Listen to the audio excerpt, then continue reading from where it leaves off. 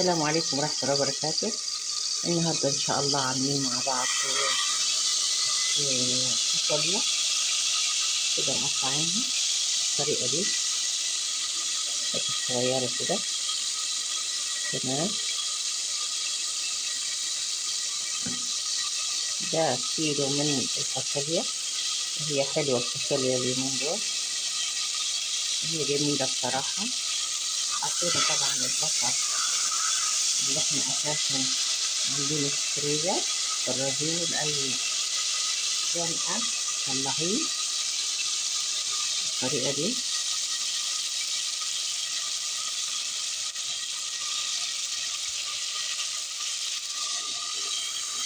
مع الصلصة بتاعتنا، وبعدين بنحط طماطم فرمينها هيك طماطم. بسم الله الرحمن الرحيم.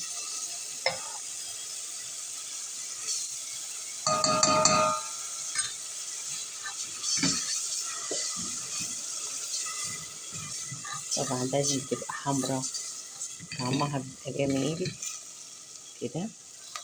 وبعد ما حطينا طبعا الطماطم هنحطها بتاعتنا البسلة اللي احنا مقطعينها. بسم الله الرحمن الرحيم. بالطريقة دي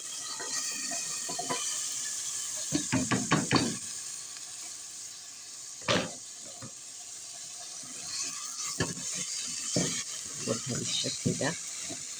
وبعد كده طبعا بنضيف الشوربة بتاعتنا، بس تسيبيها شوية معاكي في الشوربة، في الصلصة، بتبقى طعمها حلو، تمسك فيها أكتر قبل ما بتحطي الشوربة.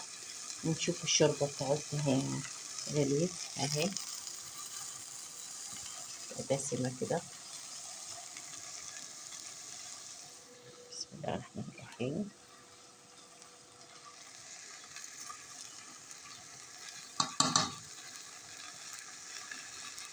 صلى على نبينا محمد عليه أفضل الصلاة والسلام. ونقول بالهنا والشفاء. السلام عليكم ورحمة الله وبركاته.